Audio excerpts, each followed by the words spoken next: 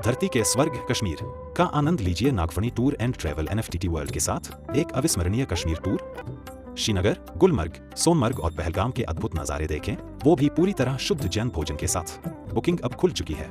अभी संपर्क करें महावीर जी जैन, भूपेंद्र जी जैन से एनएफटीटी वर्ल्ड, जहां यात्रा होती है शानदार और निश्चिंत। नमस्तु महाराज श्री जी, नमस्तु महाराज जी। सबसे पहले तो मैं विचार करती हूँ, कई बार मुझे ये ध्यान आता है, मन में आता है कि महाराज जी में ऐसी कौन सी देवी शक्ति है कि जहाँ इंसान सोच नहीं पाता, एक छोटा सा मंदिर या कोई चीज बनाने के लिए या उसकी प्लानिंग में यह 2-4 साल निकाल देता है, और आप जहाँ सोचते हैं, जहाँ आप जाते हैं, वहां पर मतलब कुछ समय ही नहीं लगता है और हमें तो सुनने को मिलता है इतना विशाल मंदिर बन जाता है। तो महाराज जी ऐसी आप में क्या है, हम कोई सोच भी नहीं सकता है, सबको ये लगता है कि क्या है, ये क्या हो रहा है।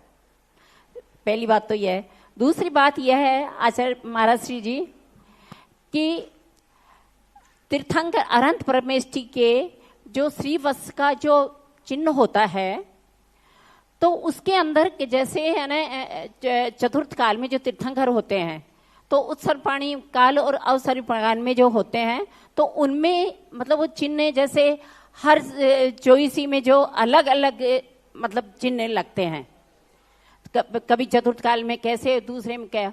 तो इसमें शिल्पी का कुछ वो है या इसमें आचार्यों की कुछ मान्यता है कि वो अलग अलग चिन्ह दिखते हैं? श्रीवत्स जो होता है ना, वो अलग अलग डिजाइन में शिल्पी बना देता है। ये जो श्रीवत्स चिन्ह की परंपरा है, यह तो डिजाइन तो शिल्पियों का है।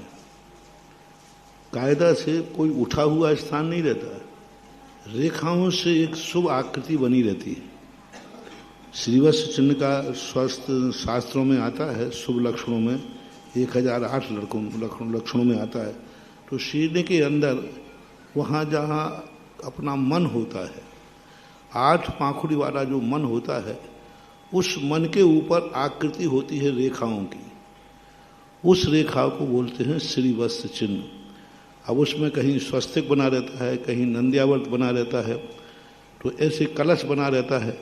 तो ये जो श्रीवत्स चिन्ह है जो वहाँ बनता है, 1008 चिन्हों में जो चिन्ह उस मन के ऊपर पड़ जाता है वो श्रीवत्स चिन्ह कहलाता है। अब वो तीर्थंकरों के ही विशेष रूप से होता है, अन्य के कुचित कदाचित किसी को देखा गया। शास्त्रों में एक अरविंद नाम का राजा हुआ है पारसनाथ चरित में, उसमें उसके बक्षस्थल पर भी श्रीवत्स का चिन्ह था। जब राजा था तब उसकी वर्णन किया गया। तो ये शुभ लक्षण कहलाता है। आकृतियां अलग अलग आज शिल्पी बना देते हैं, क्योंकि वो रेखाओं से बनाएंगे दिखेगा नहीं, तो उभार के बना देते हैं। तो ये शिल्प की विशेषता है। ऐसा जी आप ये बताइए कि आप में ये तो बताइए हमें कि आप में ऐसा क्या है, क्या कोई चमत्कार है, क्या कोई आप में ऐसी शक्ति है जिसका आप प्रयोग करते हैं, इतना बड़े काम हो जाते हैं, सोचते भी नहीं है इससे पहले तो काम तैयार हो जाता है। एक सबसे बड़ी चीज होती है विश्वास। श्वास और विश्वास में कोई ज्यादा अंतर नहीं होता। श्वास चलती है तो जीवन चलता है, और विश्वास चलता है तो रिश्ते चलते। तो बस हमारा धर्म के प्रति एक ऐसा अटूट विश्वास है, इस भाव में इसका जन्म जन्म तक भी। ये जो धर्म है, ये धर्म हमें अवभाग्य से, मैं बार बार कहता हूँ, धर्म की किसी भी क्रिया को भार मान के नहीं करना। धर्म की कोई भी क्रिया हो सौभाग्य मान के करना, चाहे वो व्यवहारिक धर्म हो, चाहे पारमार्थिक, चाहे वो सामायिक हो, छोटा सा व्रत भी हो। छोटा सा भी व्रत लिया है, छोटा सा भी नियम लिया है, बस सौभाग्य मानना है। जैन भारत में जन्म हुआ है, अवभाग्य मानना, बस सिद्धियां चालू हो जाएंगी। भारत को, भारत मेरा, मैंने कितना भाग्य किया कि मेरा आर्यखंड में जन्म हुआ, सिद्धि हो जाएंगे। मैंने कितना भाग्य है मेरे कि मेरा जैन कुल में जन्म हुआ, जैन शब्द सिद्ध हो गया। मेरे कितने भाग्य हैं, मैं कितने भाग्य हैं। मैं बहुत अपने आप को पुण्यशाली मानता हूँ। मैं हीरा तो नहीं हूँ, लेकिन मेरे भाग्य तो देखो, मैं हीरा को पहचान गया हूं।